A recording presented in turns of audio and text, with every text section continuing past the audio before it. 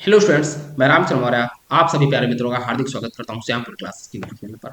आज मैं आपको बताने वाला हूं क्लास 10th साइंस में कौन कौन सी इकाई आपको अधिक पढ़नी है और कौन कौन सी इकाई में कौन कौन से चैप्टर कौन कौन से टॉपिक से लॉन्ग क्वेश्चन बनते हैं और कौन कौन से टॉपिक से शॉर्ट क्वेश्चन बनते हैं। मैं 5 मिनट आपकी क्लास समय लूंगा और अब 5 मिनट आपको पूरी रणनीति समझा दूंगा। चलिएगा, क्लास को स्टार्ट करते हैं। ये भी आपको देख लीजिए पहले कि इसमें से कौन कौन सी इकाइयां आती हैं। पहली इकाई जो आपकी है वो पूरी आपकी किस पर है? रसायन विज्ञान पे। ये पूरी क्या है? रसायन विज्ञान पे है। और कितने अंक की आएगी? यह 20 अंक की आएगी। इसमें क्वेश्चन टोटल कितने हैं अगर आपसे बात की जाए तो इसमें क्वेश्चन जो टोटल हैं वो देखिए, पहला चैप्टर है रासायनिक अभिक्रियाएं, दूसरा चैप्टर है अम्ल क्षार लवण, तीसरा चैप्टर है धातु एवं अधातु और चौथा चैप्टर है कार्बनिक यौगिक। ठीक है ना? चलो, फिर अगला क्या है? दूसरी इकाई जो कह रहा है जैव जगत। ये किससे है? ये आपकी जीव विज्ञान से है। जीव विज्ञान ये भी कितने अंक की है? ये 20 अंक की। फिर इसमें क्या है? क्या क्या जैव प्रक्रम है। फिर कह रहा है जैव जंतुओं तथा पौधों में नियंत्रण एवं समन्वय। एक जैव प्रक्रम, दूसरा है जैव मतलब जंतुओं और पौधों में नियंत्रण एवं समन्वय। फिर प्रजनन है और चौथा है अनुवांशिकता। इतना आपको पढ़ना है। अभी आपको बताने वाला हूं, 2 मिनट आप पहले सिलेबस देख लीजिएगा। फिर कह रहा है इकाई नंबर 3 है। ये किससे है? ये आपकी किससे है? ये भौतिक विज्ञान है। भौतिक विज्ञान, जो भौतिक विज्ञान आएगी ये टोटल 25 नंबर की आएगी। 2 भागों में बटी है, एक 12 अंक में और एक 13 अंक में। ठीक है, इसमें क्या क्या है देखिएगा। अपवर्तन है। ठीक है, इसमें वही है, आपको 2 चीजें याद है कराना, प्राकृतिक घटनाएं एवं समृद्धियां। अपवर्तन क्या है, परावर्तन क्या है, लेंस है, इन सारे चैप्टरों के इसमें 2 चैप्टर समाहित है। पहला कह रहा है ना, वक्र पृष्ठ द्वारा प्रकाश का परावर्तन, गोली दर्पण द्वारा प्रतिबिंब बनना, वक्रता केंद्र, मुख्य अक्ष, मुख्य फोकस, फोकस दूरी, दर्पण सूत्र, निगमन नहीं पूछ रहा है, आवर्तन। अभी आपको सब बताने वाला हूं, आप पढ़ेंगे कितना। चलो, इकाई है चौथी। ये कौन सी इकाई भैया है? ये चौथी इकाई है। इकाई चौथी है। कितने नंबर की आ रही? 13 नंबर की है। इसमें विद्युत का प्रभाव है। ठीक, अगला कौन है? इकाई 5वीं है प्राकृतिक संसाधन। इसमें कौन सा है? इसमें हमारा पर्यावरण। ठीक है, चलो अब एक इकाई को समझ लेते हैं, उसके बाद फिर चलिए पहली इकाई पर चलते हैं हम लोग। पहली इकाई क्या है? ये प्राकृतिक संसाधन।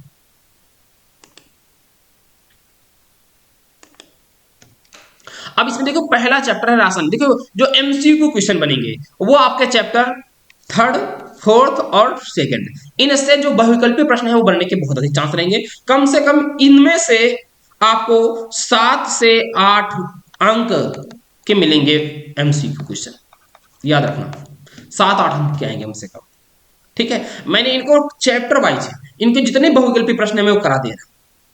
ठीक है, अभी देखिएगा अम्ल क्षार लवण और धातु आधात कार्बनिक यौगिक, इन 3 चैप्टरों के बहुविकल्पीय प्रश्न आज ही आपको मिल जाएंगे। ठीक है, और लॉन्ग क्वेश्चन अगर यहां से कोई बनने के चांस अधिक रहेंगे तो आपको कार्बनिक यौगिक जो चौथा चैप्टर है इसे बहुत अच्छे से तैयार रखेंगे। यहां से लॉन्ग क्वेश्चन बनना तय रहता है। जैसे इसमें पूछ लेता है, क्या पूछेगा? यहां से आपको हाइड्रोकार्बन के बारे में बहुत पूछता है कि halogen, alcohol, ketone, aldehyde, alkane, alkyne, इनकी नाम पद्धतियों के आधार पर संतृप्त तथा असंतृप्त हाइड्रोकार्बन में अंतर पूछ लेता है। इस प्रकार की अवधारणा यहां से पूछता है। और अम्ल क्षार से क्या पूछेगा? अम्ल क्षार से पीएच मान पूछता है कि पीएच मान क्या है। रासायनिक अभिक्रियाएं पूछता है, अम्ल क्या होते हैं, क्षार क्या होते हैं। आपसे ये पूछ लेगा कि सोडियम हाइड्रोक्साइड, विरंजक चूर्ण, बेकिंग सोडा, धामन सोडा, प्लास्टर ऑफ पेरिस, इनके निर्माण की विधियां आपको याद कर लेनी। ठीक है, दूसरे चैप्टर में देखिए क्या क्या करना है आपको। जितनी निर्माण की विधियां हैं, सो कौन कौन से? सोडियम हाइड्रोक्साइड, विरंजक चूर्ण, बेकिंग सोडा, धामन सोडा, प्लास्टर ऑफ पेरिस, इनके निर्माण की विधियों आनी चाहिए, रासायनिक समीकरण आपको आनी चाहिए, इतना याद रखना। ठीक है ना? अब धातु अधात से आप क्या याद करेंगे? देखो, धातु अधात से आपको जो श्रेणी दी है आपको, ठीक है, एक विद्युत रासायनिक श्रेणी होगी, उसमें सक्रियता श्रेणी आपको पढ़ लेनी है। वही विद्युत रासायनिक श्रेणी जो हो वो सक्रियता श्रेणी बहुत पढ़नी है अच्छे से। ठीक है, इसके अलावा आपको संक्षारण और उनका निवारण भी पढ़ लेना है। यहां से क्वेश्चन बहुत अच्छे से पूछता है। और पहले चैप्टर से आपको क्या क्या पढ़ना है लॉन्ग में। पहले चैप्टर से अगर लॉन्ग में कुछ आएगा तो वो कौन कौन सा पूछ लेता है? वो देखिएगा सबसे बड़ी बात पूछता है आपसे, संतुलित रासायनिक समीकरण का तात्पर्य। आपको रासायनिक समीकरण संतुलित करना आना चाहिए और संतुलित रासायनिक समीकरण का तात्पर्य क्या है आपको ये आना चाहिए, ठीक है ना। फिर क्या कर रहा है, आपको ये आनी चाहिए कि अभिक्रियाओं के जो प्रकार होते हैं, अभिक्रिया के प्रकार कितने होते हैं, विस्थापन अभिक्रियाएं क्या होती है, द्विविस्थापन अभिक्रियाएं क्या होती है, अभिक्षेपण अभिक्रियाएं क्या होती है, उदासीनीकरण क्या होती है, अपचयन तथा उपचयन अभिक्रियाएं क्या होती है, इनके बारे में आपको पढ़ना है। देखिए परेशान मत हो, मैं इसको कराऊंगा, ठीक है ना, करा दूंगा। ये चार चार चीजें आपको यहां से पढ़नी, इस प्रकार से लॉन्ग पढ़ के तैयार करना है। फिर देखिएगा, फिर आप क्या करेंगे, हम चलते हैं जीव विज्ञान पर। देखो जीव विज्ञान में क्या है, चार आपको चैप्टर दिए हैं मुख्य रूप से। बहुविकल्पीय प्रश्न कहां से बनेंगे ये देख लीजिएगा। जो बहुविकल्पीय प्रश्न बनेंगे वो जैविक प्रक्रम से बन जाते हैं बहुत अच्छे। जैव जंतुओं तथा पौधों में नियंत्रण एवं समन्वय, इससे एमसीक्यू बहुत अच्छे से बनते हैं। और एक बनते हैं अनुवांशिकता से। इन तीन चैप्टरों से, इन तीन चैप्टरों से जो एमसीक्यू क्वेश्चन होंगे बहुत अच्छे से बनेंगे। कम से कम आपके यहां से बनने वाले जो एमसीक्यू बहुविकल्पीय प्रश्न होंगे वो कम से कम 6-7 बनेंगे, इस बात को याद रखना है। और लॉन्ग क्वेश्चन में आपको आनुवांशिकता याद रखना है, और लॉन्ग क्वेश्चन में आपको प्रजनन से याद रखना है, ठीक है ना। और आपको कहां से याद करना है, और तीसरे चैप्टर से आपसे पूछा था पेशीय तथा अनैच्छिक पेशीय प्रतिवर्ती क्रियाएं क्या होती हैं, रासायनिक समन्वय एवं जंतुओं में हार्मोन्स, इनके बारे में पूछा था पेपर में। आपको ये सारा अच्छे से पढ़ के तैयार करना है, ठीक है ना। और फिर इकाई नंबर 3 और इकाई नंबर 4 फिजिक्स, इसमें देखिएगा 4 लेसन आपके हैं। प्रकाश का अपवर्तन है, इसमें आपको देखो निगमन नहीं पढ़ना, मैंने बताया है। आंख के बारे में पढ़ना है पूरा, ठीक है। अपवर्तन परावर्तन के नियम पढ़ लेना है।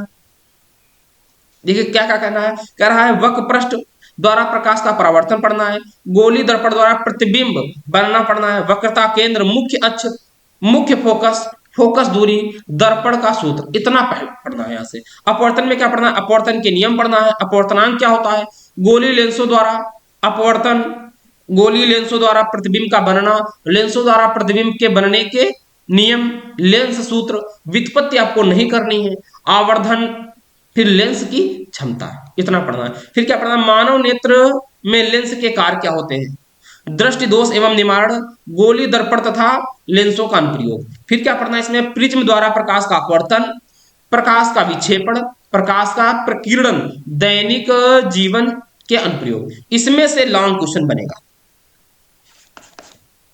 ठीक है ना। इतना आपको पढ़नी थ्योरी।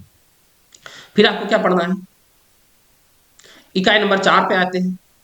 इसमें देखिएगा विद्युत से दिया हुआ है, क्या क्या पढ़ना है, कह रहा विद्युत धारा, विभवांतर, विद्युत धारा, ओम का नियम, प्रतिरोधकता, कारक मतलब कारक जिन पर किसी चालक का प्रतिरोध निर्भर करता है। फिर कह रहा है प्रतिरोधों का संयोजन। एक बात रखना, एक आपको प्रतिरोधों का जो संयोजन मैंने पढ़ाया है, कौन, एक पढ़ाया आपको है श्रेणी क्रम और एक पढ़ाया आपको है समांतर क्रम। इनको याद रखना है, इनमें से एक क्वेश्चन पूछेगा। एक और याद रखना है, कह रहा है जीवन में विद्युत शक्ति PVIR में अंतर संबंध, इनमें संबंध क्या होता है ये भी आपको पढ़ना जाना है। क्या क्या तैयार करना है, PVIR, इनमें संबंध क्या होता है ये रिलेशन पढ़ना है।